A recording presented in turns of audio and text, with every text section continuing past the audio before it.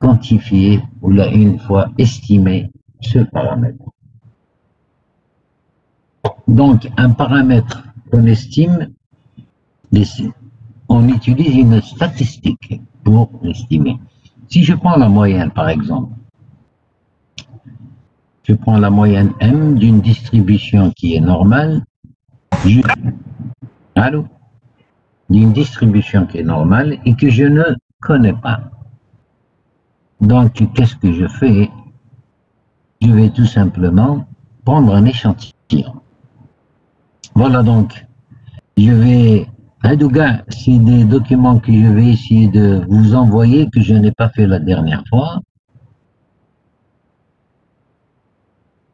Alors, la théorie de l'estimation et l'étude des liens qui existent entre les caractéristiques connues de l'échantillon et ceux correspondant à la population. Donc, la notion de précision est très importante dans ce cas. On détermine un intervalle dans lequel se trouve le paramètre à estimer avec une probabilité fixée. On va voir un petit peu.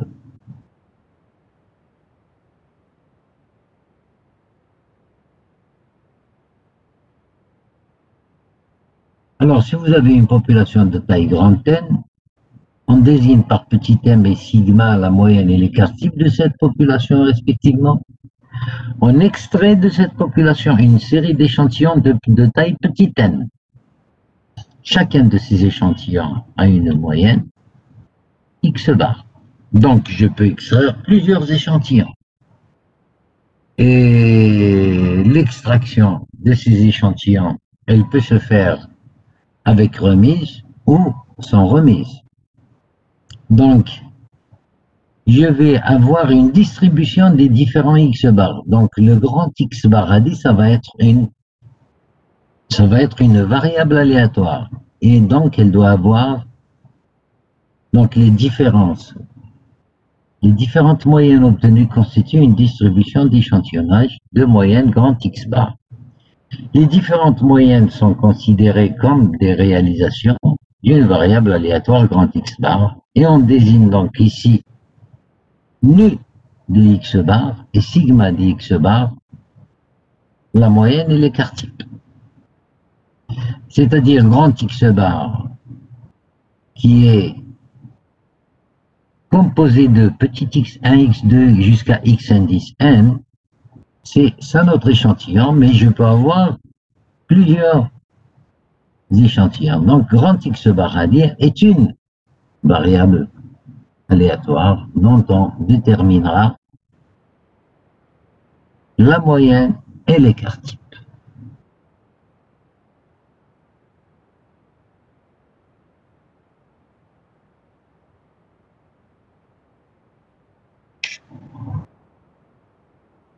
Je vais donc passer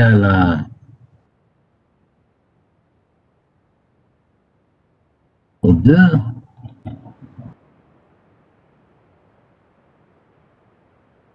Et normalement, à travers les exercices JAVLRP, on va essayer de voir beaucoup mieux. Alors, la moyenne et l'écart type de la distribution d'échantillonnage. Donc, ce que nous devons avoir donc comme résultat, ces résultats ils sont très importants. Alors, vous avez le premier résultat. On remarque que la moyenne de la distribution d'échantillonnage, elle est égale à la moyenne de la population. Quand j'ai une population de taille grande N, si je tire un échantillon de taille petite n, c'est un peu avoir une centaine d'étudiants. Je m'amuse à connaître la moyenne du poids de cette population. Je vais prendre carrément 30 étudiants. Je vais mesurer leur poids. Donc, ça va me donner x1, x2, x2, x30. Je fais la somme, je divise par 30. Et je sais que tous les différents échantillons que je peux prendre de 30 étudiants parmi les 100, si je m'amuse à calculer le x1, la moyenne de chacun, si je fais la moyenne, je vais retrouver toujours la moyenne de ma population. Et c'est pour ça x bar hadaya qui est égal à la somme des xi sur petit n est un très bon estimateur de la moyenne. Maintenant, il y a un petit souci. Si maintenant le tirage il se fait sans remise, ce qui est appelé le tirage exhaustif, si le tirage il est fait sans remise, on rajoute ce facteur de correction là. Et alors, je rappelle, le grand N, c'est la taille de la population, petit n, c'est la taille de votre échantillon, et en rajoutant ce facteur de correction, on obtient l'écart type. Maintenant, si notre population est infinie, cet écart, ce facteur de correction-là, on n'en tient pas compte pour la simple raison. Je fais, par exemple, quand on fait un tirage avec remise, c'est-à-dire ma population, elle ne se termine jamais. À chaque fois, je remets dans mon urne ce que j'ai retiré. Donc, ce grand N-là, il est infini. Ce grand N, il est infini. Bon, la limite de cette histoire, elle tend toujours vers 1. Donc, quand est-ce que maintenant je considère que la population est infinie? Quand le tirage, il est avec remise, ou là, si vous prenez par exemple dans une production, là où vous produisez une certaine pièce, à grande échelle, et puis vous prenez un échantillon, c'est clair que cette population, vous allez la considérer comme étant infinie, parce que ce coefficient-là que vous voyez en bas, grand N sur petit n, divisé par grand N moins 1, il est toujours très proche de 1. Donc, il n'y a pas une grande différence. Donc, c'est n est petit devant grand N, la distribution entre exhaustivité et non-exhaustivité est sans objet. Alors, ce qui est intéressant dans cette histoire, et à chaque fois je ne cesse de le rabâcher et je ne cesse de le dire, je vous ai dit que la loi normale, elle est très importante parce que pratiquement toutes les lois convergent vers la loi normale une fois que votre taille, la taille de l'échantillon est assez grande. Alors on vous dit ici, c'est la taille petit n des échantillons est assez grande. En pratique, n supérieur ou égal à 30. La distribution d'échantillonnage de la moyenne approche la distribution normale, quelle que soit la distribution de la population. C'est-à-dire, même si une distribution elle est binomiale, lorsque le petit n, le fameux paramètre petit n est supérieur à 30, votre distribution deviendra normale. Et on avait vu comment on approximait les différentes distributions discrètes par une normale. Et c'est valable aussi pour les autres distributions telles que la Key2, la Fisher et la Student qu'on n'a pas vu, mais qu'on pourrait, on peut avoir un petit aperçu là-dessus. J'espère qu'on aura Donc ici, la distribution d'échantillonnage de la moyenne approche la distribution normale, quelle que soit. La distribution, si la population est normalement distribuée, alors maintenant, si maintenant j'ai affaire à une population normale, donc votre échantillon, il aura une distribution normale. La distribution d'échantillonnage de la moyenne est une loi normale, quelle que soit la valeur de petit n. Je ne vais pas vérifier si petit n est supérieur à 30 ou là. Alors ça, c'est en ce qui concerne la distribution d'échantillonnage de la moyenne. Donc ma moyenne nu de x bar, elle va être égale à m, c'est-à-dire x bar, que je vais essayer. Donc votre x bar, attendez, là on va écrire maintenant un petit peu, on va coller.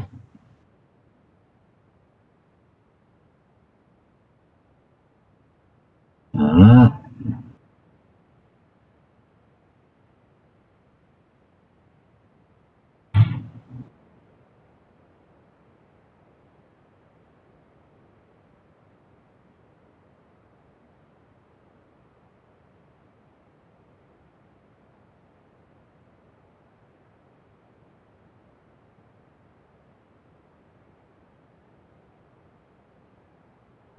cet X bar-là, il va tout simplement obéir à une loi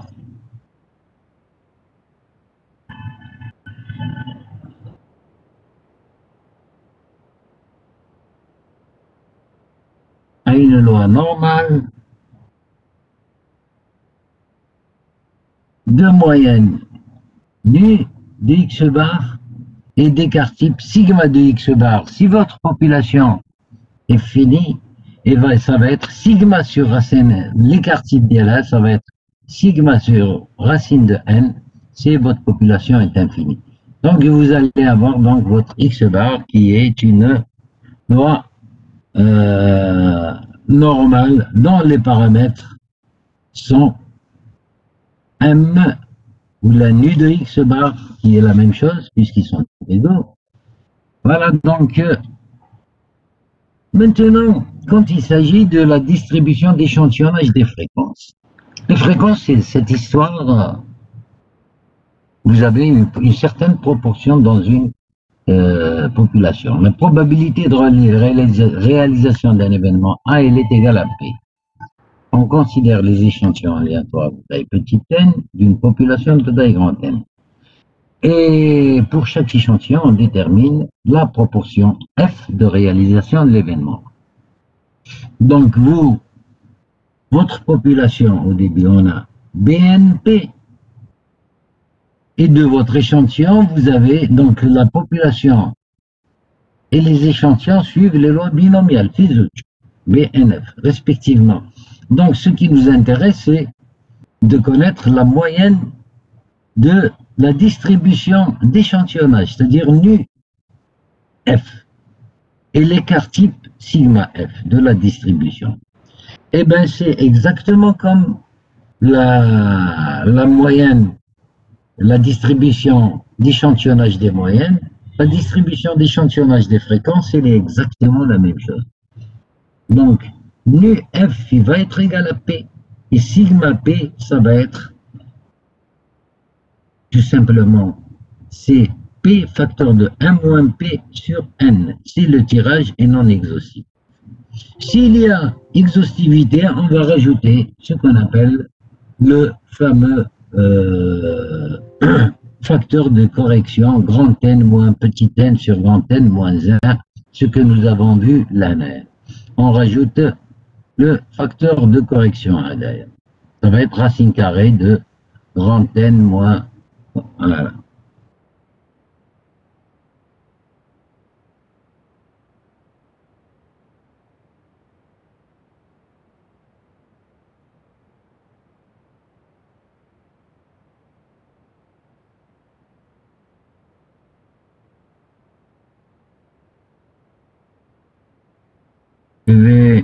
On va voir le 3 et puis on va peut-être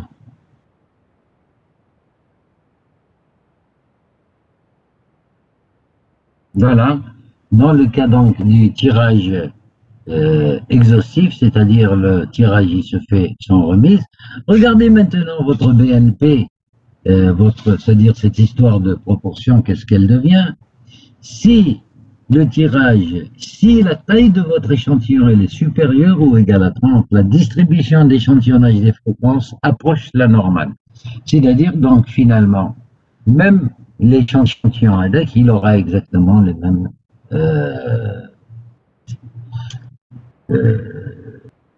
paramètres, c'est-à-dire vous allez avoir P et sigma F qui vont approcher, ça va être une normale de moyenne P et sigma F. Distribution d'échantillonnage de la différence des moyennes. Et là aussi, c'est la même chose. On a dit la dernière fois, on peut faire la somme de normale, la différence de normale, etc.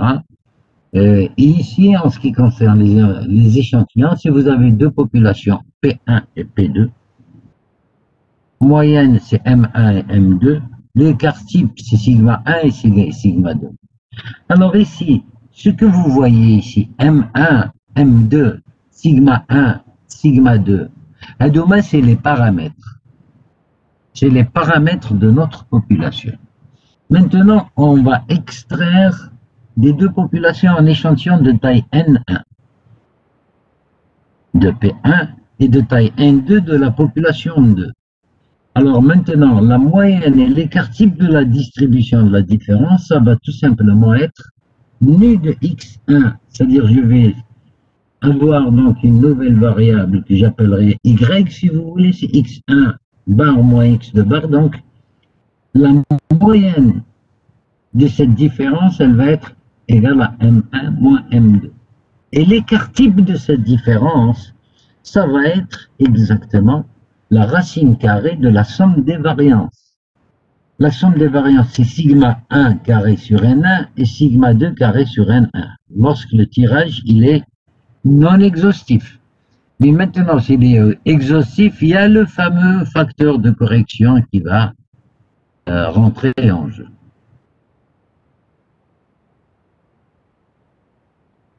Distribution de la variance. Alors, chaque échantillon de taille petite n de la population, alors maintenant, le calcul de la variance pour un échantillon, il est connu sous la forme de S2. C'est 1 sur 1 sigma des xi moins x bar au carré. Ces variances sont des valeurs observées d'une même variable aléatoire.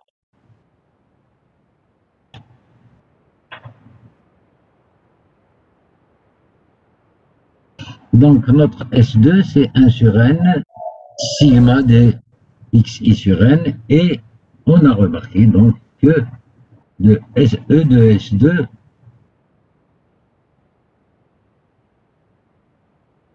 voilà.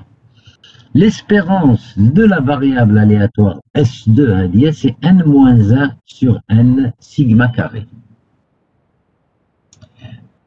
Donc, et la variance, ça va être quelque chose d'un peu plus compliqué. Et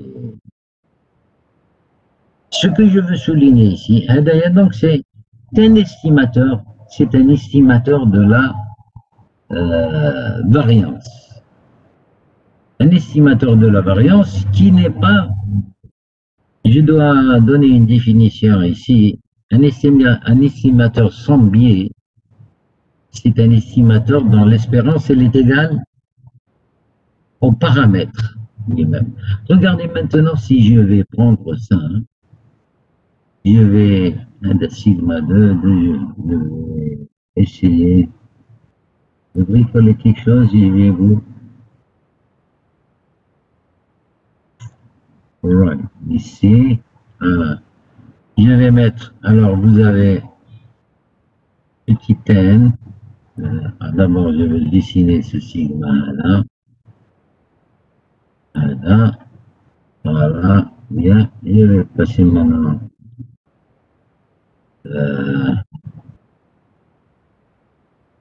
les deux, alors, les deux, et n n-1 sur n, et je vais avoir n sur n sur n-1. Alors ici j'ai A ici.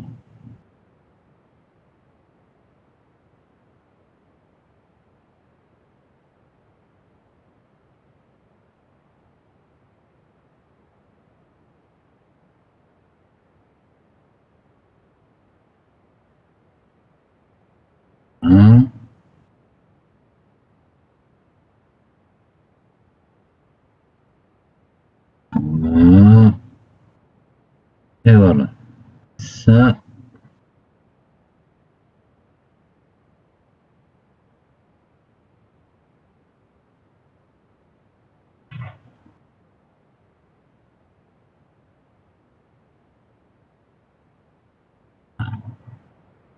alors si je prends, si je prends هدايا c'est si je multiplie cette histoire par n sur n moins 1, voilà.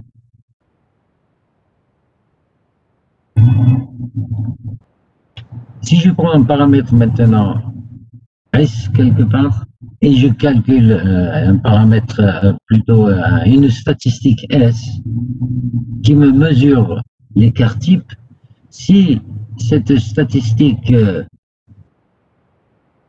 alors si la statistique S, je vais appeler ça S prime, si la statistique S prime carré si la statistique S prime carré, elle me mesure, elle m'estime la variance, si je calcule E,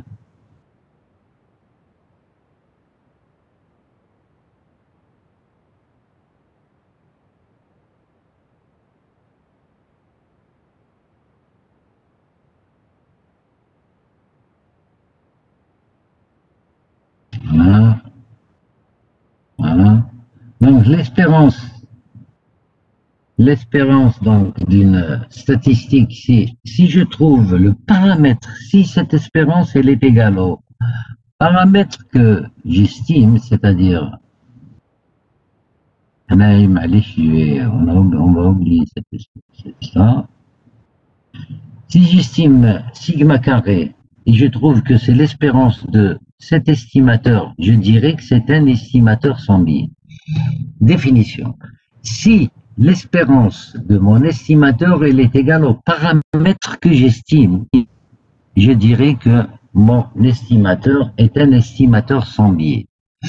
Maintenant, si jamais je me mets ici, en S2 ici, si je multiplie par n-1 là, et je divise par n, je vais tout simplement avoir l'espérance de S'. Alors, si le S' carré d'y aller, le S' carré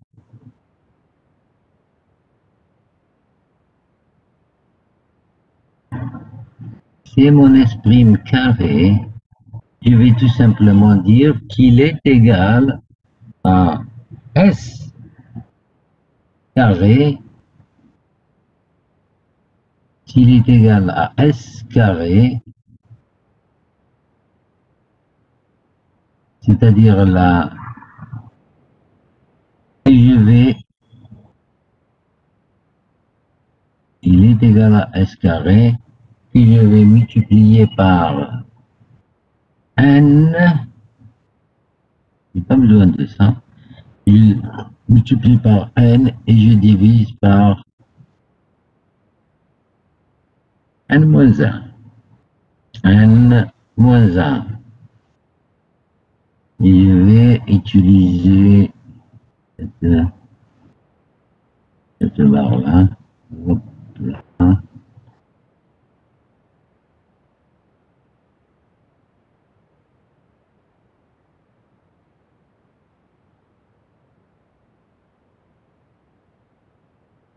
Voilà. Et quand si je considère S' carré, c'est S que multiplié n sur n-1. Si je calcule maintenant l'espérance de S, d'ailleurs, ça va être ça que multiplié n sur n-1, E de S' carré, ça va être égal à sigma carré. Donc, S' carré, c'est un estimateur sans biais de ma variance. Voilà ce que je veux souligner. Donc, un estimateur sans biais est bien sûr un très bon estimateur par rapport à un estimateur qui est avec le biais. Je vais maintenant essayer de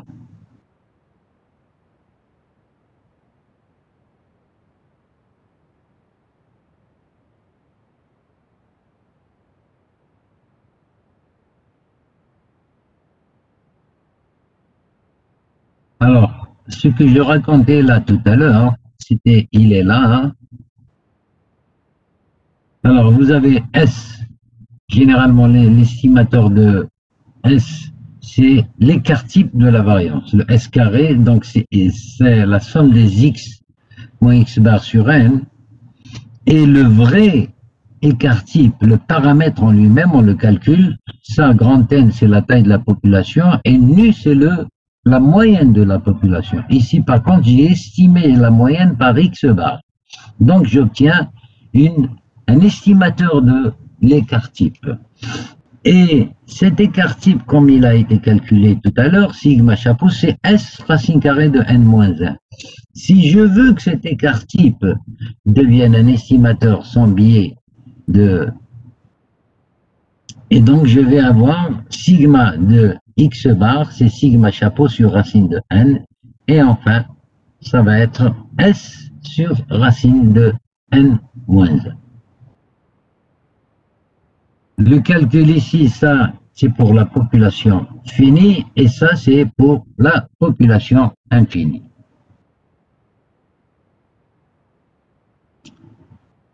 Jabler B, Hadchiga, vous ne le... Alors, je vais tout simplement prendre ça, et c'est avec ça que vous allez travailler le plus. Donc, qu'est-ce qui se passe ici? Vous voulez, ici, c'est la méthode d'estimation de la moyenne d'une population avec sigma qui est connu. Alors, je connais l'écart type, c'est nu que je ne connais pas, c'est-à-dire c'est la moyenne. La première des choses que je dois faire, le départ, je vais identifier mon problème. Donc, mon problème, c'est quoi? Alors, qu'on s'entende bien. Mon problème, c'est d'essayer de trouver un intervalle de la moyenne, au fur et à mesure que je décortique le flowchart, nous allons comprendre beaucoup mieux les choses. Donc, quel est mon problème? C'est d'estimer ma moyenne, la moyenne de la population, avec l'écart type qui est connu. Bien. Donc, j'ai identifié le problème. Qu'est-ce que je dois faire? Donc, je vais essayer de prélever un échantillon de taille petite n. Je vais donc calculer la valeur de X bar. La valeur de X bar, je rappelle, donc vous avez tiré un échantillon petit x1, x2, x2 jusqu'à x1, et votre X bar, ça va tout simplement être c'est x1 plus x2 plus xn sur petit n. Et c'est ça votre X bar. Donc vous allez calculer la valeur de X bar. Après, vous allez vous fixer un niveau de confiance. Je vais revenir là de la charte, mais je vais vous rappeler quand même un certain nombre de choses. Voilà. Très bien. Regardez ici, vous vous rappelez les écarts types de la moyenne. C'est-à-dire que là, ici, vous avez votre loi qui est normale. Vous savez que votre moyenne, vous avez 68% de chances pour que la moyenne soit... la moyenne, je parle de X bar. D'ailleurs, là, c'est la vraie moyenne. Mais seulement, ce sont les niveaux de confiance. Si je suis à un écart type de la moyenne, je suis à plus ou moins un écart type. Donc, le niveau de confiance, il est de 68%. Le fameux Z, c'est le 1. Ici, le Z qui est le seuil de confiance. Ici, par exemple, vous êtes à 95%, c'est plus ou moins 2 sigma. Et ainsi de suite. Donc, les niveaux de confiance, ça compte. Donc, 34 et 34, ça fait 68. C'est 34 et 13,5, ça vous fait 2 sigma, ça vous fait 95. On s'intéresse aussi à 64%, 65%. Et les pourcentages de moi, donc je vais déterminer le Z alpha. Donc voilà, donc le niveau de confiance, si par exemple je veux trouver ma moyenne avec un intervalle de confiance avec 95% de confiance, ça va être 2. D'accord? C'est 34 plus 13,5, ça me fait 47,5. Je vais avoir 45,5% à droite et 47,5% à gauche. Je vais retourner donc à la méthode d'estimation. Voilà. Je vais donc spécifier mon niveau de confiance. Et une fois que le niveau de confiance est spécifié, si je dis 95%, quand je dis que je fais ça par exemple à 95%, ça veut dire que si je dis 95%, ça veut dire que j'ai spécifié le niveau de confiance qui est de 2. C'est-à-dire que je suis à plus ou moins 2 sigma. Le niveau de confiance à 95%, c'est moins 2 et plus de sigma. Et vous avez tous les niveaux de confiance sont calculés parce que j'ai la table de la loi normale, on peut calculer tous ces niveaux sans aucun souci. Je vais revenir alors.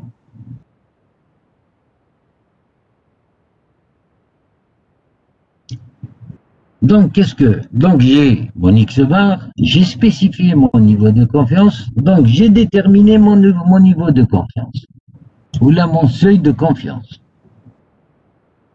Maintenant, là je dois décider, est-ce que c'est une population finie ou infinie? Alors on avait dit, fini, une population infinie, c'est quand on fait les tirages avec remise, ou bien la population, la taille, elle est tellement grande devant la taille de votre échantillon, je peux carrément omettre le facteur de correction. Donc, à ce moment-là, si la population est finie, je vais dire que, tout simplement, que les calculs des limites de confiance, je vais dire que mon nu, il est compris, ma vraie moyenne, ce que je comprends par là, je dirais que ma vraie moyenne, elle est tout simplement, alors le fameux nu avec, je l'écris mal, et hop, la vraie moyenne, elle est tout simplement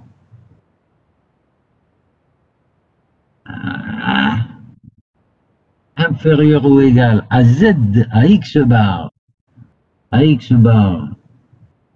est inférieure à X bar plus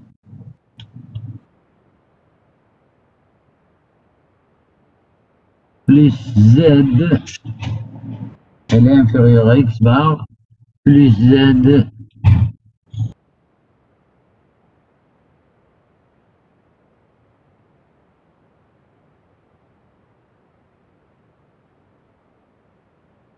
sigma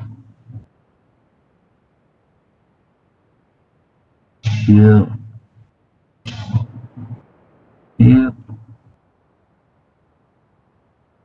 de racine carrée de n.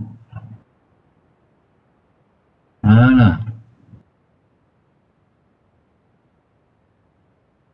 n dit la taille de mon échantillon, sigma dit il est connu. Je suis en train d'estimer, je suis en train de trouver un intervalle de confiance pour la moyenne de la population.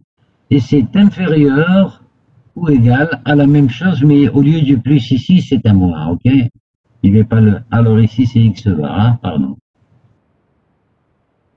Voilà. Bon, voilà. Est-ce que c'est clair là, s'il vous plaît? Allô, allô? Allô?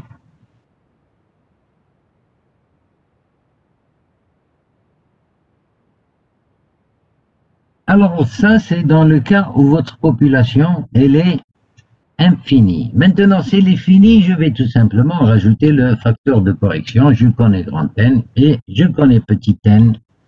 Et mon problème est terminé. Ainsi, j'ai déterminé un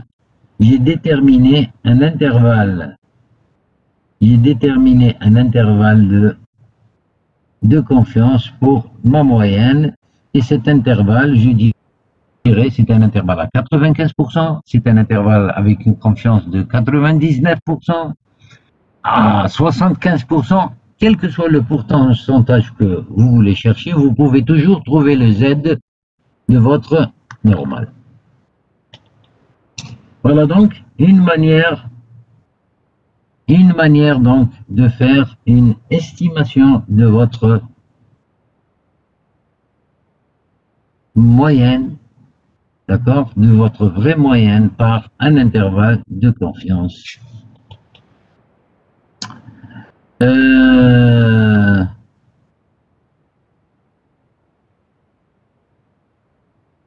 Let me see.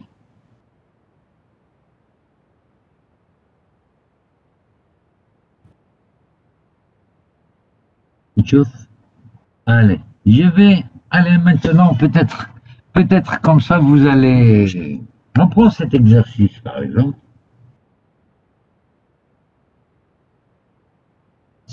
Selon le magazine Today, le nombre moyen de jours par an passés sur les routes par un représentant commercial est égal à 115.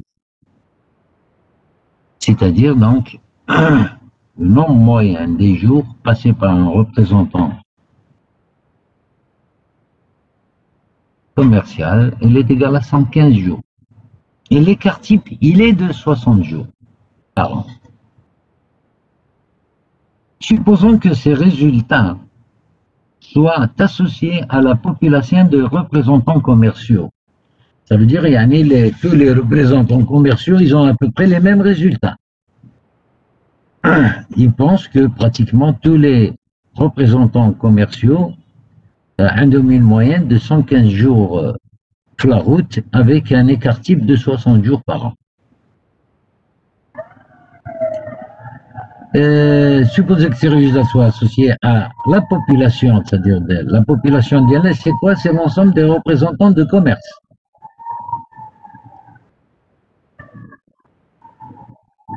Alors, soit associés à la population des représentants, et que maintenant ils ont pris un échantillon de 50 représentants. Et qu'un échantillon de 50 représentants soit sélectionné.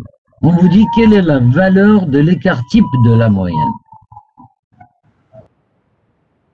Alors maintenant, l'écart type, le vrai écart type, il est de 60. Mais votre moyenne, Hadia, votre échantillon, il va vous donner sigma de x bar, c'est sigma sur racine de n. Et pourquoi sigma sur racine de n, on n'a pas rajouté le facteur de correction. On ne le rajoute pas parce qu'on estime que l'ensemble des représentants commerciaux,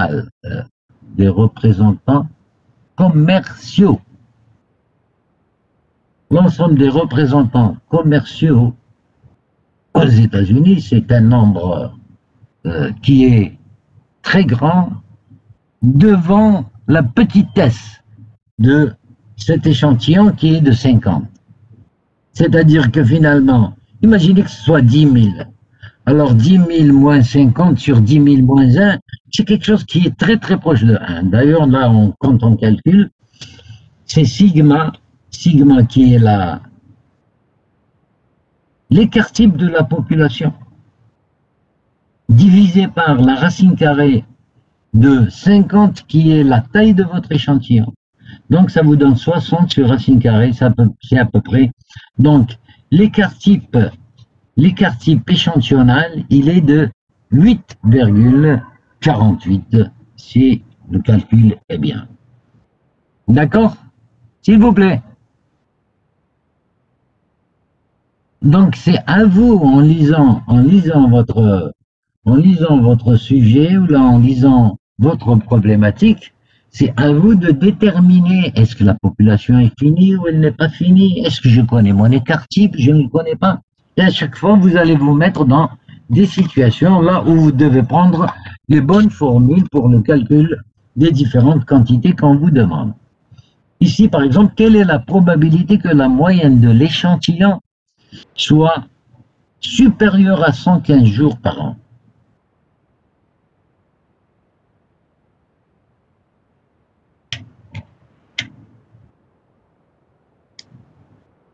Alors tout à l'heure dans le cours, on vous a dit lorsque votre échantillon est supérieur à 30, je peux dire que la variable x bar obéit à une loi normale de moyenne sigma sur racine de n. J'ai dit une bêtise, de moyenne nu de x bar qui est égal à nu, c'est-à-dire la vraie moyenne, et sigma sur racine de n, c'est l'écart type échantillonnal. Et je sais que donc x bar, il obéit à une normale. Donc x bar, je vais écrire, c'est allez hop, voilà, x bar, vous savez qu'il obéit à une normale de moyenne nu et d'écart type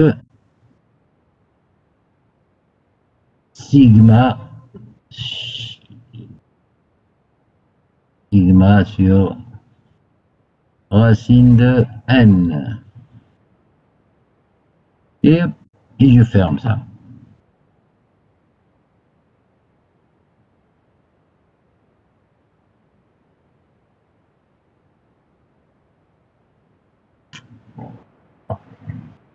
Et qu'est-ce qu'on nous demande ici?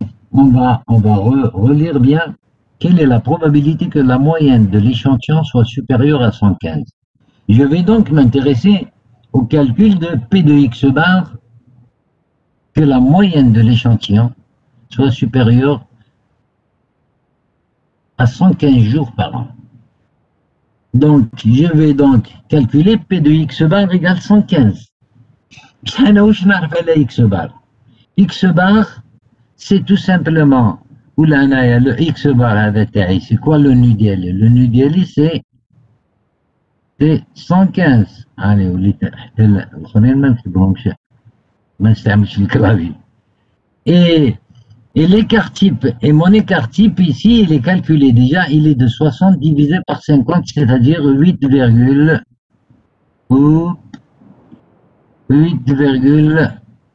Allez, maintenant, 48. Alors, il est calculé en alpha, d'accord? Donc, ici, je vais tout simplement calculer P de x bar supérieur ou égal à 115. X bar, n'arfou. Hein? Et nu de x bar, n'arfou, il est égal à nu. Donc, je dois calculer tout simplement P de x bar moins 115 sur. هذه واش تولي هذه؟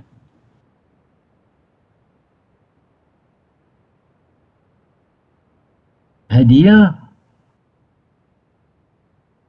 s'il vous plaît, est-ce que vous pouvez me donner la variable? C'est une variable normale 0,1. C'est x bar moins nu sur sigma de x bar.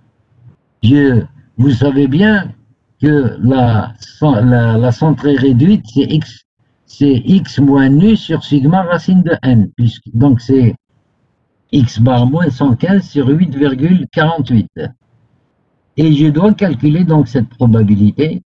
Comme la table, elle me donne P de Z, vous savez, alors, bon, ici, je vais l'écrire. On va utiliser, alors ici,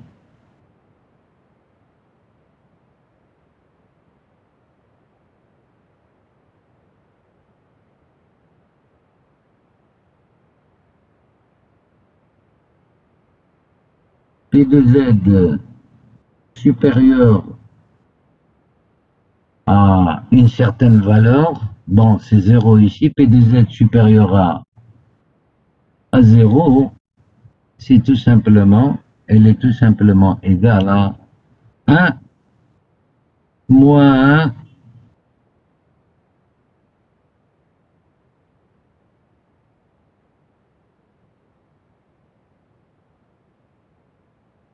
de Z inférieur ou égal, bon, j'ai pas le signe égal, là, je vais mettre 0 ici.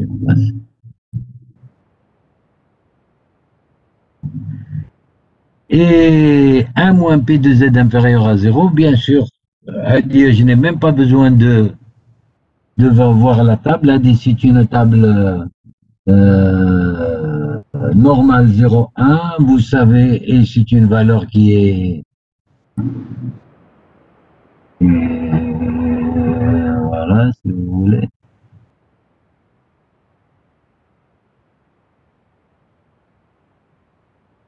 Vous avez 0 ici. Et donc, vous savez que tout ce qui est à gauche, il est de 0,5 et ce qui est à droite, il est de 0,5. Ici, entre parenthèses, on aurait pu carrément dire P de X supérieur à 0, c'est tout simplement 0,5. Mais c'est juste par convention, on connaît les valeurs. La fonction de répartition, elle est définie comme étant P de Z inférieur à petit z, inférieur ou égal à petit z. S'il vous plaît. Là, je n'ai pas entendu حاجة ما سمعتها من عندكم. Est-ce que vous pouvez... Est-ce que c'est clair là?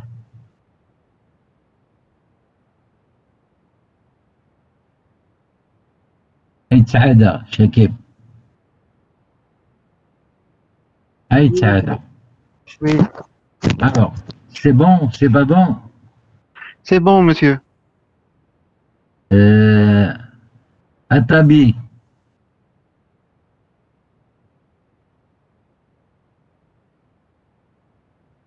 J'adore. Oui, monsieur, c'est bon.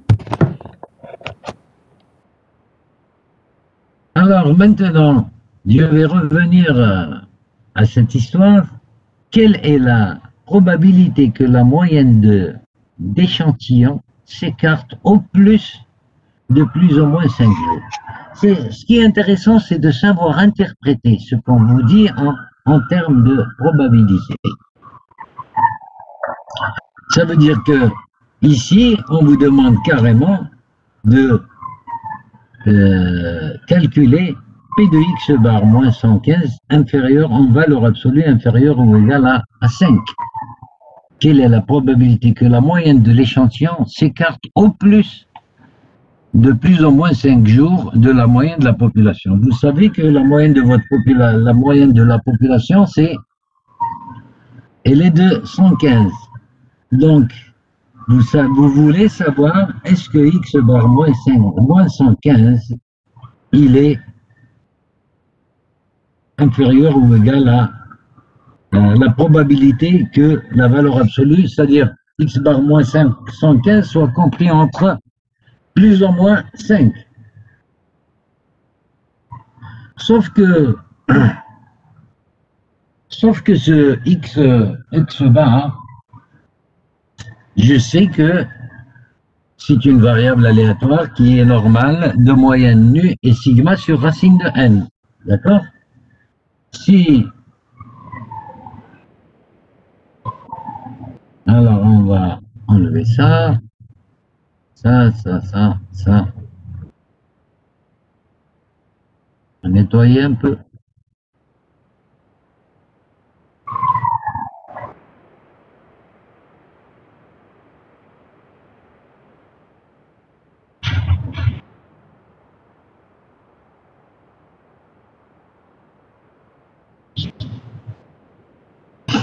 Donc ici, je veux donc calculer cette... Et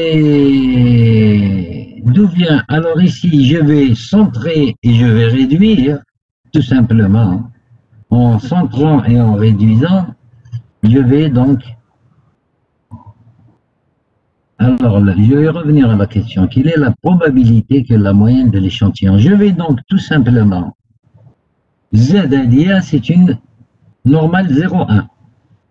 Donc, j'ai divisé par... si vous voulez, je vais écrire un petit peu cette histoire de la manière suivante. Cette valeur absolue, je vais l'écrire d'une autre manière.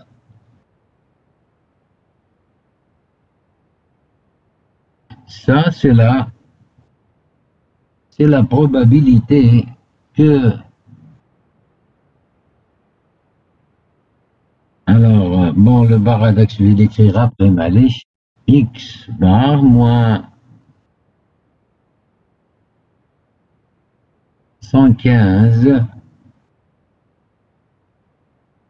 inférieur ou égal à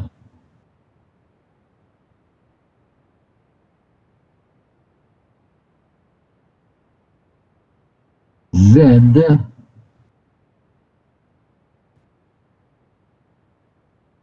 inférieur ou égal à X bar plus... Oh, pardon. أنا ماشي inférieur. واحد فيكم يكوريجيه. يكون كاع راقدين ولا ما على باليش. Voilà. Plus.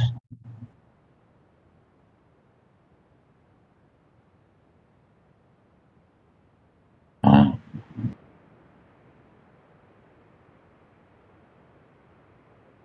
Plus 115. Et bien sûr, je vais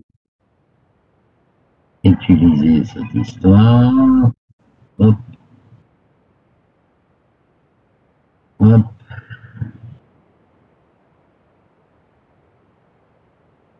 Alors,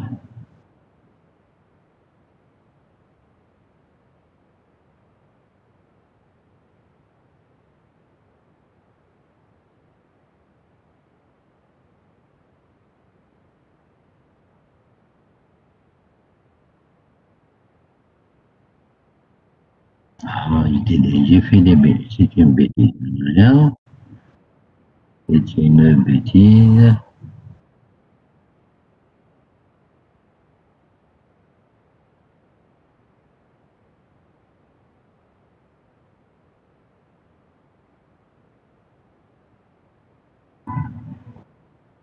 Là, je vais aller ça.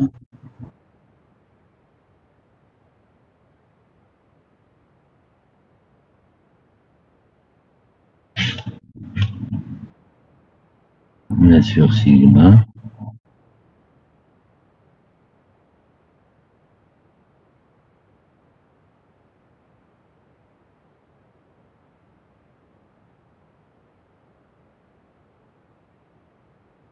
Il fait des bêtises.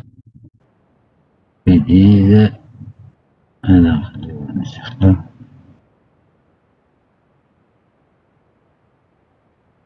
J'ai besoin de ça.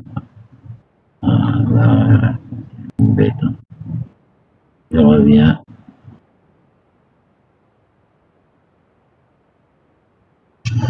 Prédictiva, ça veut dire que c'est moins, pardon, c'est la probabilité que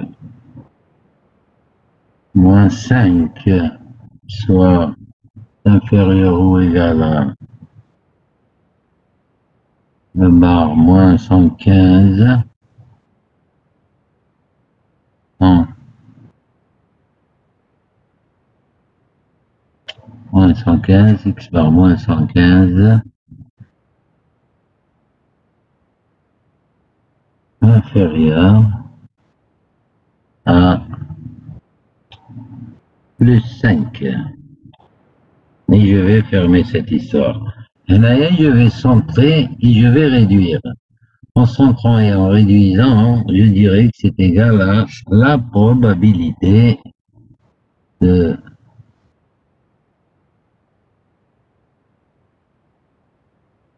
5. Allez. Je vais diviser par l'écart type que nous avons calculé là et le four. 8,45 sigma sur racine de n, c'est 8,40, pardon.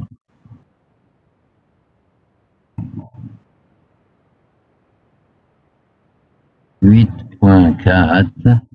Là, j'ai oublié un moins que je n'ai pas mis. Voilà. Inférieur ou égal à Z. Z, je rappelle que Z, c'est la loi normale, c'est la variable aléatoire normale 0, 1. Et ici, c'est 5 que divise 8,4. Et le calcul hadaya, donc c'est tout simplement, c'est 2 fois 5 par 8,4, ça vous donne 59. Et la probabilité, donc, qu'il y ait plus de 5 que la moyenne d'échantillons s'écarte de plus ou moins 5 jours. Et le calcul ici, vous allez aller carrément vers votre table et vous allez le faire.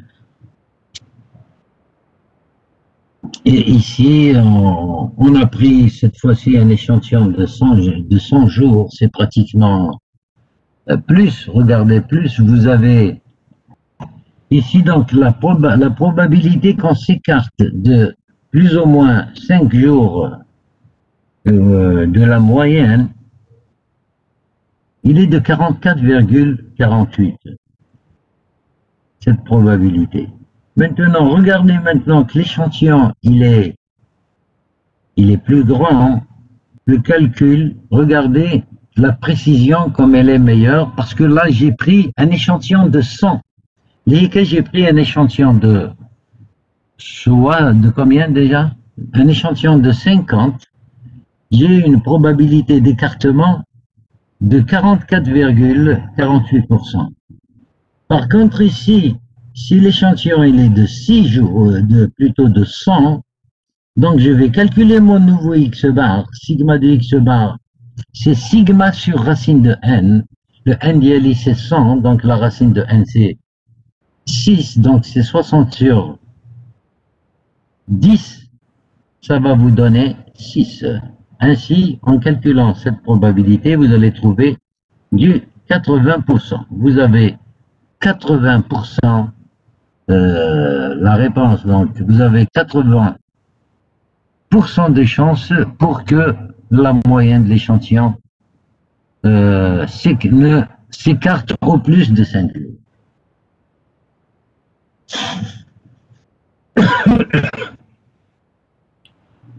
En résumé, je vais résumer cet exercice à travers... donc, vous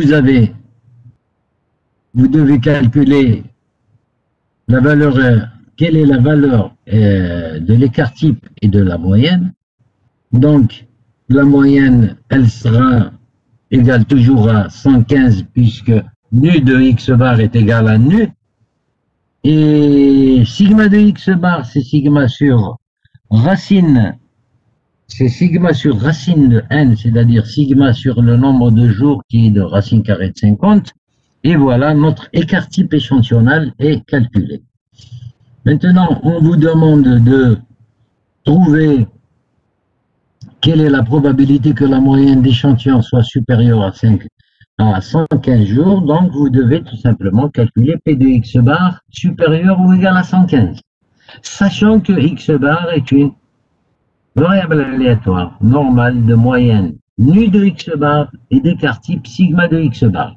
Sigma de x bar, c'est égal à sigma sur racine de n, parce que, je répète ici que la population est considérée comme infinie, donc je n'ai pas à rajouter le facteur de correction. Et ici, la moralité, en prenant un échantillon de taille 100, vous voyez que plus l'échantillon est grand, plus la précision de votre paramètre est meilleure. Plus l'échantillon est grand, plus l'échantillon, la précision de votre paramètre est meilleure. Est-ce qu'il y a des questions concernant cet exercice? Est-ce que ça a ancré un petit peu nos connaissances par rapport à...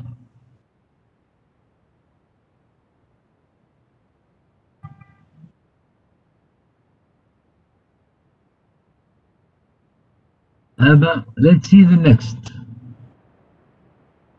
Là, on va travailler, on va travailler un petit peu sur des vous avez une population normale de moyenne nue inconnue et d'écart type sigma égale 1,5. Encore une fois, nous sommes dans le cas où vous avez des observations. On a pris donc un échantillon simple d'effectifs n égale 9. Donc vous avez ces valeurs-là, 1, 2, 3, 4, 5, 6, 7, etc. On vous demande de trouver un intervalle de confiance pour la moyenne au niveau de confiance de 95%. Je vais revenir, estimation. Je vais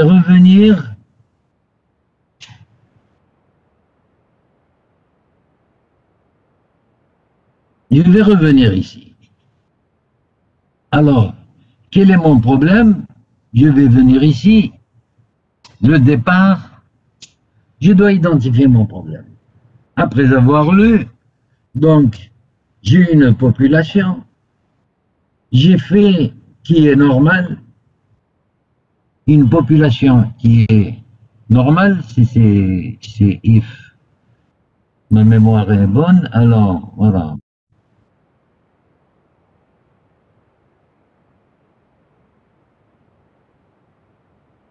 D'accord, je vais revenir. Alors, vous avez une population normale de moyenne nue, inconnue et d'écart type sigma égale 1,5. Je connais mon écart type. On prélève un échantillon de taille 9 et on veut trouver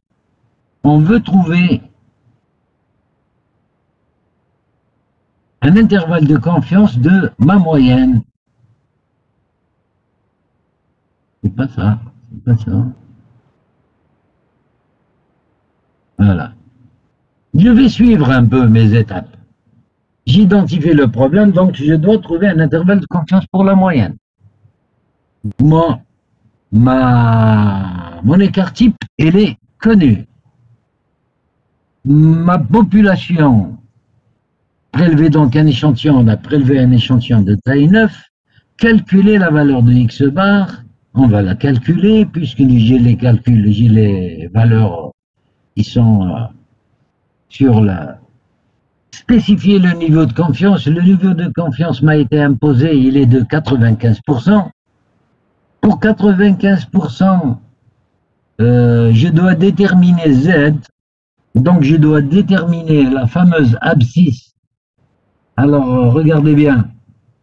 Le Z, c'est le seuil de confiance. Je vous ai montré tout à l'heure la normale. Alors vous avez ça et vous avez cette normale ici. Vous avez, pardon, c'est l'axe Medzafouche. Et je vais avoir donc mes 95% disant et si vous jetez un coup d'œil sur votre table statistique, vous allez voir, vous allez essayer de trouver 95% à l'AIA, il correspond plus exactement à 1,96. C'est-à-dire, là, vous allez avoir ici, votre seuil de confiance, c'est 1,96 ici. Vous êtes à 1,96 fois sigma de votre 0 ici. On a 1,96 ou la 1,95. Voilà, je prends une minute pour voir la table là. Parce que 95% exactement, vous voulez jeter un coup d'œil sur la table entre-temps.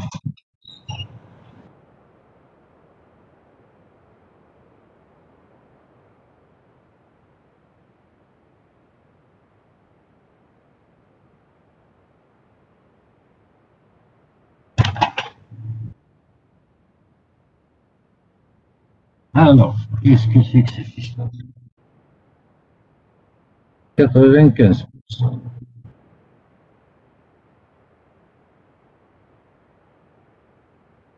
Alors,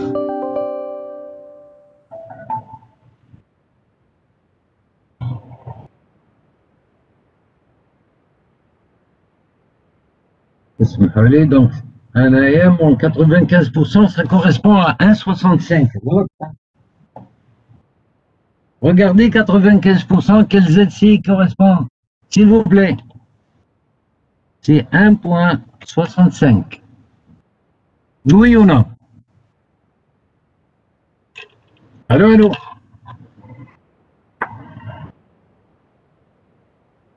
Allô, allô?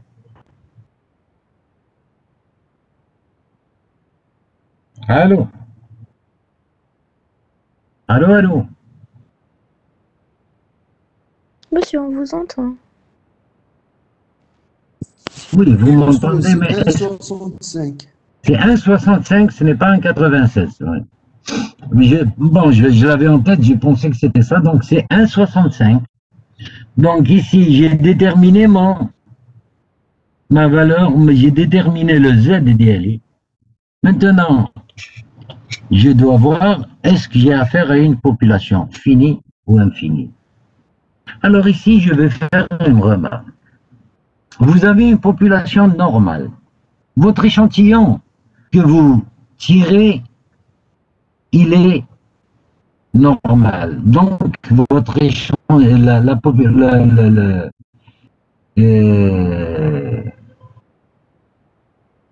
même votre échantillon, donc, il suivra une distribution qui est normale. Maintenant, est-ce que la population est finie ou infinie?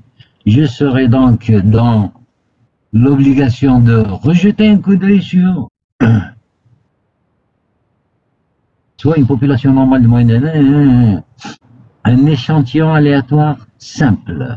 Trouver un intervalle de confiance. Ici, donc, vous avez grand X qui obéit à nu sur sigma carré, et vous avez X bar qui est égal à sigma 2 sur n. Je rappelle que faites attention, parfois, je vous ai déjà fait cette remarque en cours, parfois on vous donne les paramètres de la normale, comme la moyenne et la variance.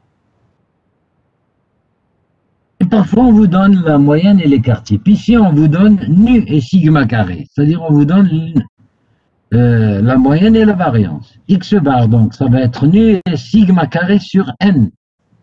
Ou dès qu'elle me dit X bar en utilisant la rôle, c'est sigma sur racine de n. Et donc vous, ce que vous voulez trouver, vous voulez trouver donc une probabilité de 95%. Vous voulez que cette probabilité soit égale à pchouf. Eh bien, c'est 1,65. Il y a une erreur. C'est 1,65. Je suis désolé. Bon.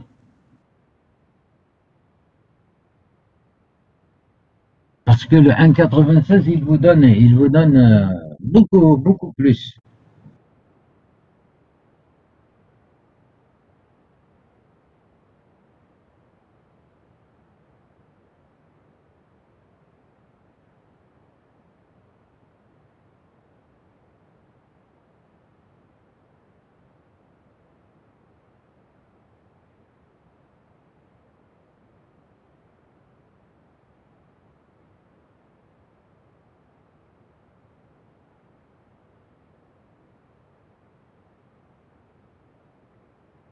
Mmh.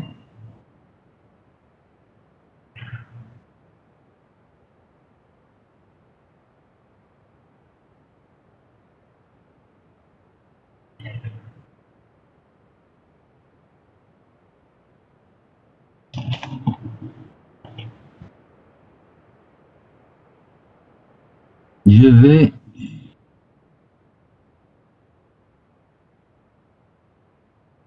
Alors, ici, nous sommes à 2 sigma.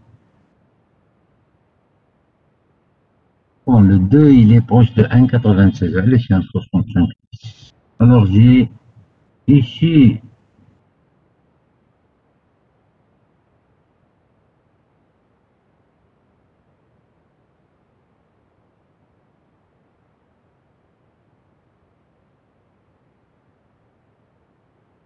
attendez là, attendez, il y a un petit souci.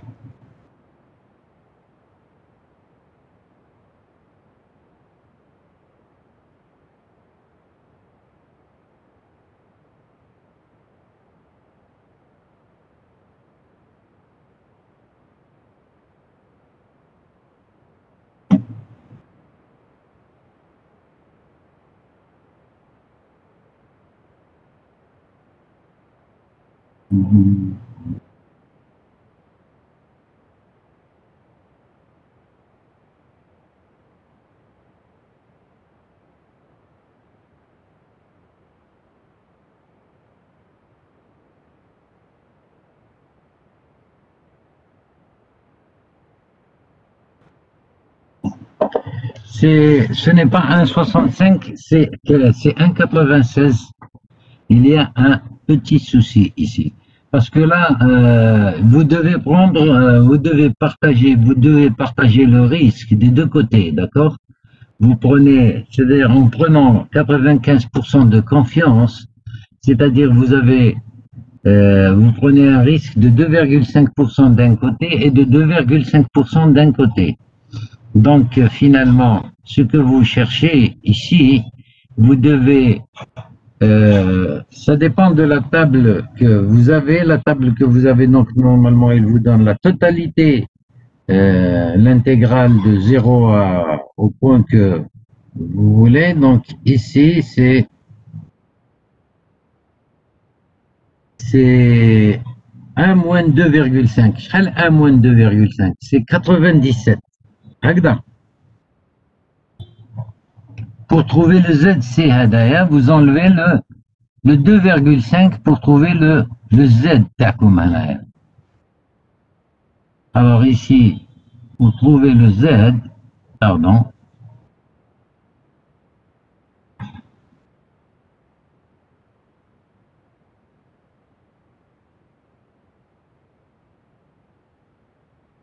c'est une erreur.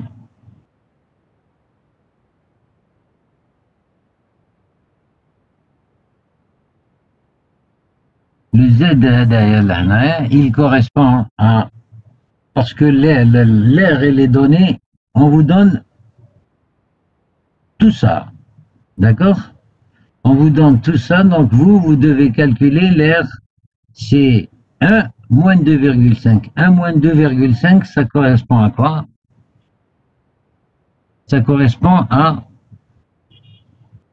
0,75, normalement.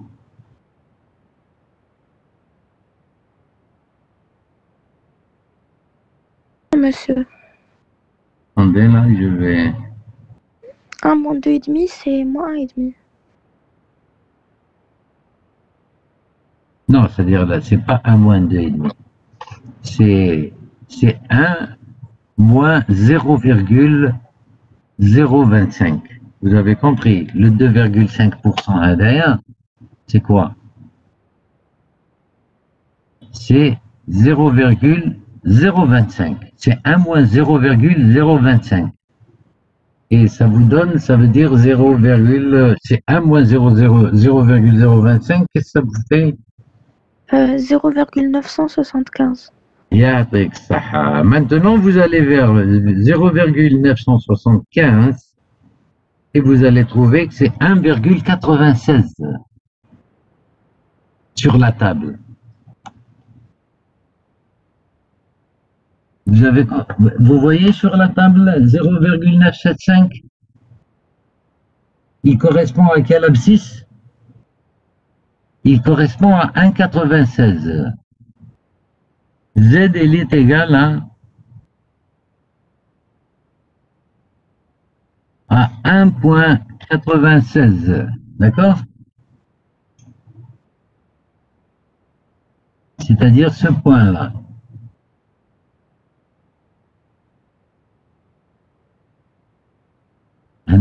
À ce niveau-là, c'est Z qui est égal à 1,96. Est-ce que vous avez compris?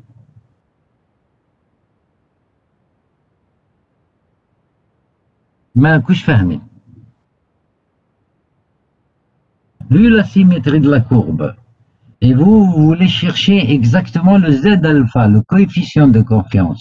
Le coefficient de confiance, c'est ce Z alpha, si vous voulez.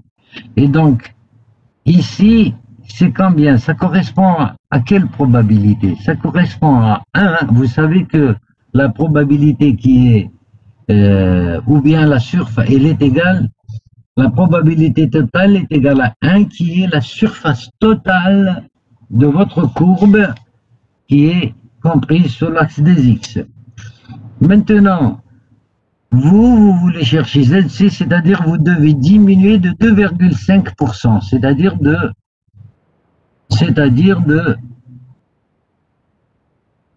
0,025, ok?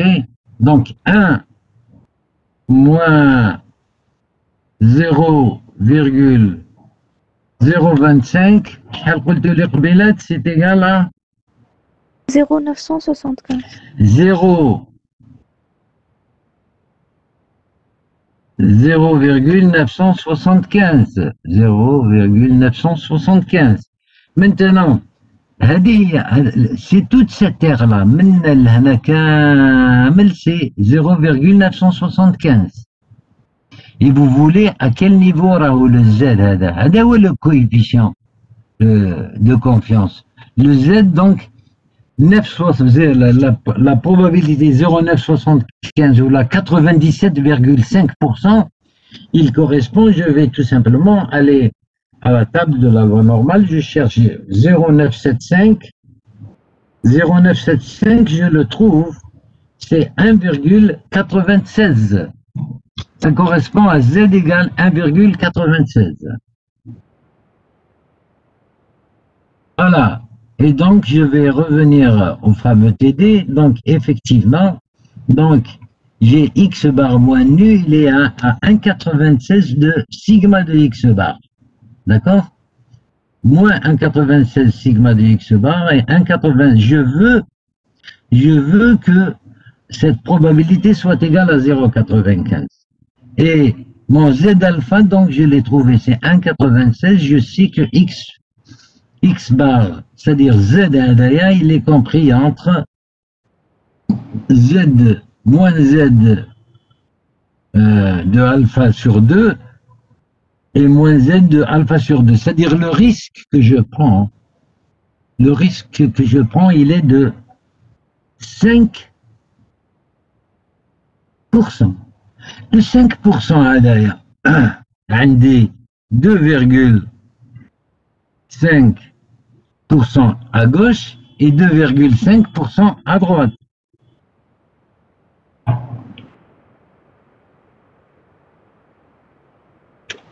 « 2,5% à gauche et 2,5% à droite. » Ça veut dire que je vais revenir encore à la fameuse loi là.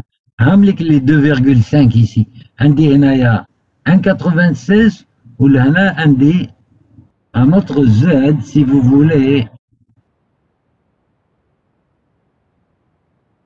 Voilà. Voilà. Et vous avez votre Z ici, ou là ici, le je vais l'appeler le moins Z ici, qui est égal à moins 96. Voilà. Vous avez donc vous avez 1,96 ici et moins 1,96 ici. Et au Hadaya, c'est sigma de X bar. C'est le 1,96 sigma de X bar. Là, vous êtes dans le cas où, voilà, je reviens pour expliquer cette histoire. Donc ici, c'est 1,96 au lieu que ce soit 2 sigma, ou la moins de sigma, mais ici, mon sigma, ici,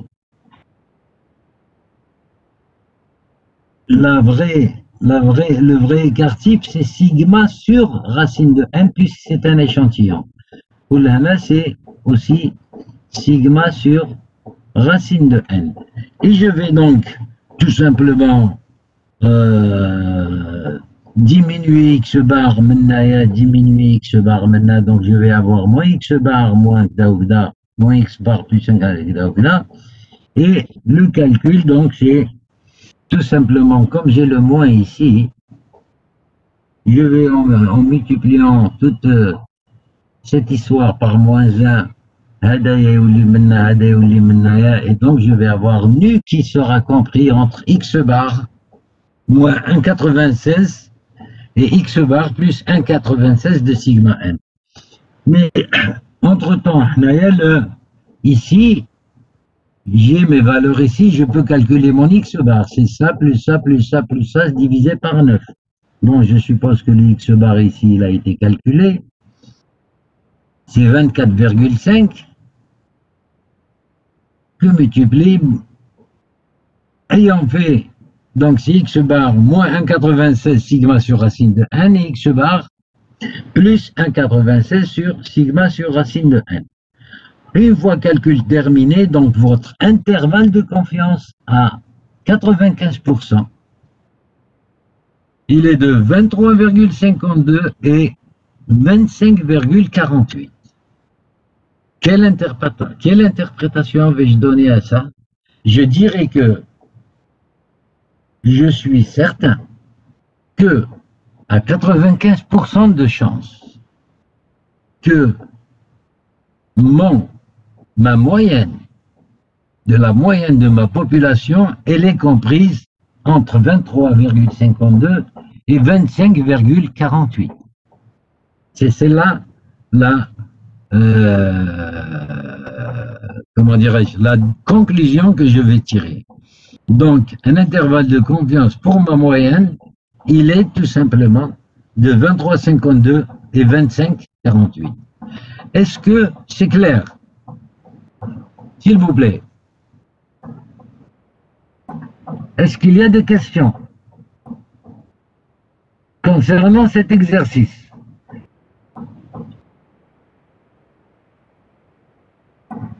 Allô, allô.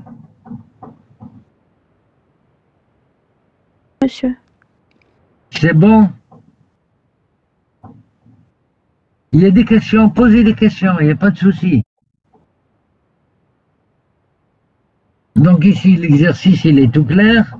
J'ai ma population qui n'est pas connue, je connais mon écart type et j'ai prélevé un échantillon de taille 9 et je veux trouver un intervalle de confiance pour ma moyenne avec un seuil de confiance de 95%.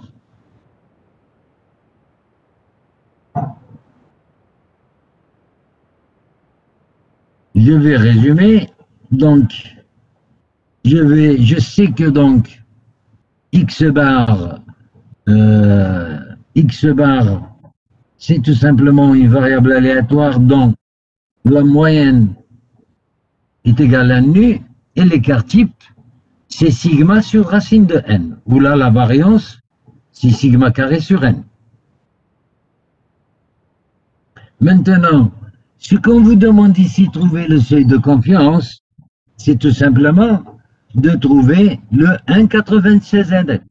Donc, c'est moins 1,96 sigma sur racine de n, x bar moins nu, et 1,96, c'est comme ça a été indiqué dans votre méthode d'estimation IDEA. Regardez un petit peu ici, vous êtes dans une population finie, c'est x bar plus ou moins z sigma sur racine de n. Vous connaissez sigma, qui est de 1,5, vous connaissez racine de n, qui est égale à racine carrée de 9, c'est 3. Vous connaissez le z, qui est égal à 1,96. Vous connaissez le x bar, qui a été calculé, et qui est égal à 24. Le x bar, il est de 23,52. 24,5. 24,5. D'accord?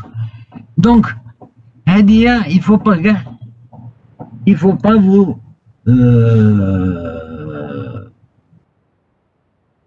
soucier, vous allez suivre ça et le problème il est réglé. Donc, vous allez prélever, donc vous allez d'abord identifier votre problème. Vous allez prélever un échantillon. Vous calculez votre X bar. Vous avez un niveau de confiance qui vous a été imposé ou que vous voulez trouver. Vous déterminez Z, comme on vient de le faire, puis on s'est trompé, puis on s'est rendu compte. Vous allez voir, est-ce que votre population est finie? Ouh là là là. Donc, si elle est finie, vous allez utiliser le coefficient de correction. Cette estimation, c'est la même chose, il y a juste le coefficient de correction qui rentre en jeu ici. Vous avez donc X bar, vous avez Z, vous avez sigma, et donc vous avez votre intervalle de confiance au seuil de confiance que vous avez fixé. And that's it.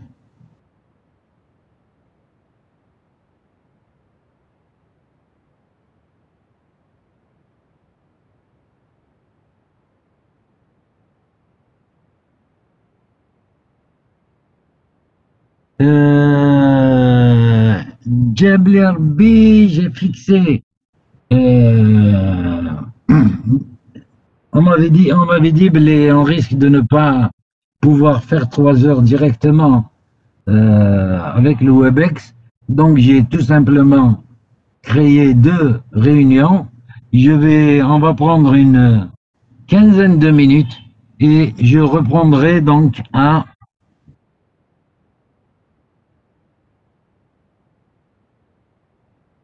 6h moins quart. D'accord? Si vous n'avez pas de questions concernant les 2 exercices. D'accord. Abdo.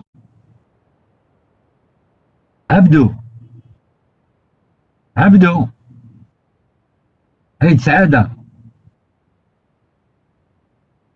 ما عجبنيش السكت هذا تاعكم هذا ما عجبنيش السكت ديالكم. Oui, monsieur.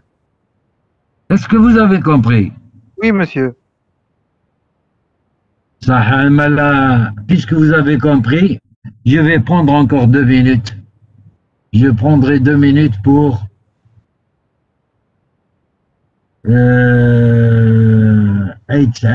vous allez me répondre à un certain nombre de questions. Je vais معليش on va واش ديت لكم دركا نعاود نعطيو لكم من بعد.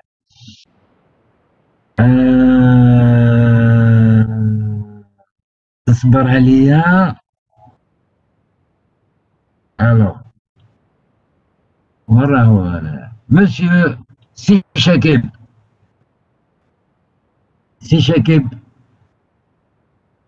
Oui. Alors, un petit test très rapidement. La probabilité d'attraper la grippe lorsqu'on est vacciné, elle est de 1/5. On observe l'état de santé d'un échantillon de 10 personnes vaccinées. On note X, la variable aléatoire. Prenons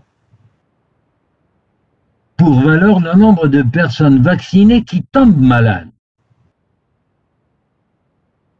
X suit une loi binomiale de paramètres 0,210. C'est vrai ça? X suit une loi binomiale de paramètres 0,210. Oui, monsieur, c'est vrai. On a la probabilité que quelqu'un attrape la grippe et vacciné, c'est 0,2. Et on a 10 personnes. On a l'habitude de parler de la BNP, non? Mais de la P, de la BPN. Oui. L'espérance de la variable aléatoire X est de 2. C'est vrai? L'espérance de X est de 2. Terra. Non, c'est pas vrai. علاش Car À quoi est égale l'espérance de la BNP? c'est. C'est NP. Oui. C'est 10 fois 0,2. Hein? Oui. La variance, à quoi elle est égale? C'est c'est racine de. J'ai oublié. La variance. J'ai oublié, wow, monsieur. C'est NPQ. ça. C'est NPQ. 1,2, non? Oui. Pour le Huda, c'est 1,2. Pardon, monsieur? À quoi elle est égale la variance de X? La variance, c'est pas sigma au carré. C'est NPQ. Mais c'est racine carrée de NPQ. C'est N fois P fois Q. C'est 10 fois 0,2 fois 0,8. شحال تعمل 1,6 ماشي 1,2. 10 fois 2, 10 fois 0,2, ça fait 2. Oui, 2 fois 0,8, شحال تعمل 1,6. 1,6. Oui, Donc la variance, elle est de 1,6. oui. Atabi, Dina. Dina. Dina, Dina. Abdou. Ah, donc il m'a téléphone les gars qui ont les questions là. Abdou.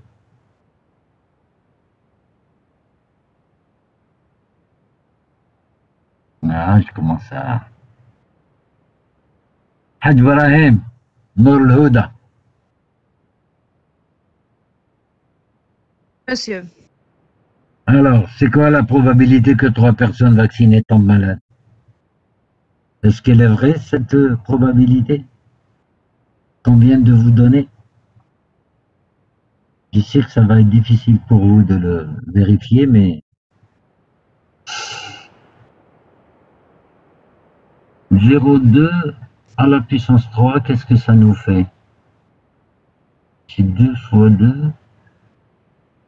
Est-ce qu'elle est vraie, P de x égale 3, ce qu'on vous donne ici? je n'ai pas pu la vérifier, monsieur. Vous pouvez la vérifier, 0,2 à la puissance 3, vous pouvez le savoir. 0,2 fois 0,2 fois 0,2. C'est 0,008. Voilà, ça vous pouvez le voir. Je vois 0,008, normalement que multiplie 0,8 à la puissance 7. Je ne vois pas de puissance 1,08 à la puissance 7 ici, puisque normalement je dois avoir des 0,000 et le 0,23 derrière. Donc c'est clair qu'elle est fausse, cette réponse. D'après, c'est-à-dire, je ne peux pas vous donner la réponse juste, mais je sais que la réponse A, elle est fausse. Oui, vous pouvez le savoir, avoir un ordre de grandeur. 0,2 à la puissance 3 que multiplie 0,8 à la puissance 7. C'est clair que je ne le retrouve pas, le 0,23 et le 0,8 ADS, ça ne peut être ni ça, ni l'un ni l'autre.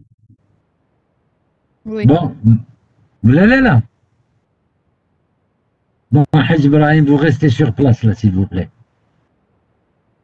Si X est une variable aléatoire quelconque, soit si quelconque qui suit une loi normale.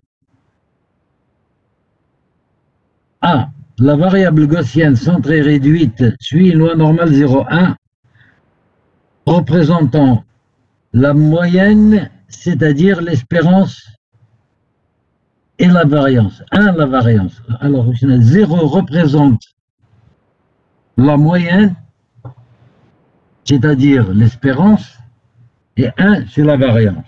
C'est vrai, ça?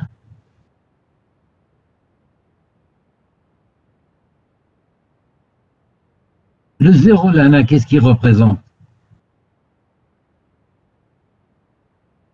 Ça représente la moyenne de la variable aléatoire Z. C'est une variable centrée réduite. Et le 1 Ici, comme par hasard, le 1 et 1 au carré, c'est la même chose, donc ça représente la variance et l'écart type en même temps. Le 1, donc, c'est la variance et c'est aussi l'écart type. B, si on prend la variable aléatoire, x suivant la loi normale, 100, 400. Si l'on observe chez un patient une mesure de 120,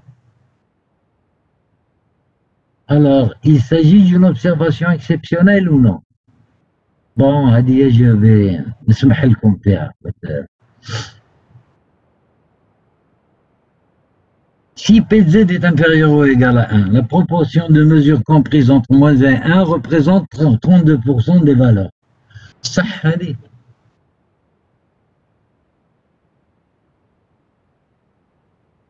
شحال هذا phi de 1 deux fois, alors c'est phi de 1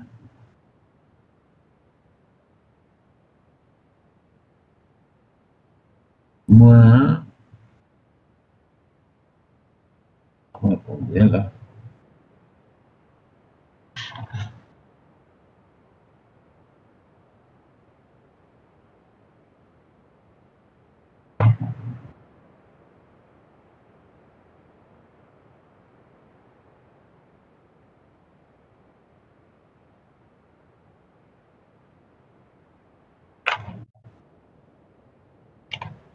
Ça a tout l'air d'être faux, mais vous pouvez le calculer, hein.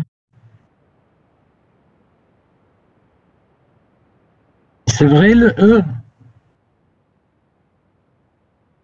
La courbe d'une variable gaussienne centrée réduite est centrée sur 0.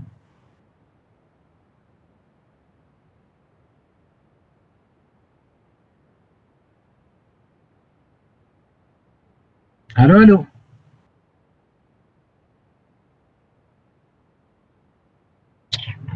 Bon, j'ai pris les 10 minutes, on reprend à 10h05.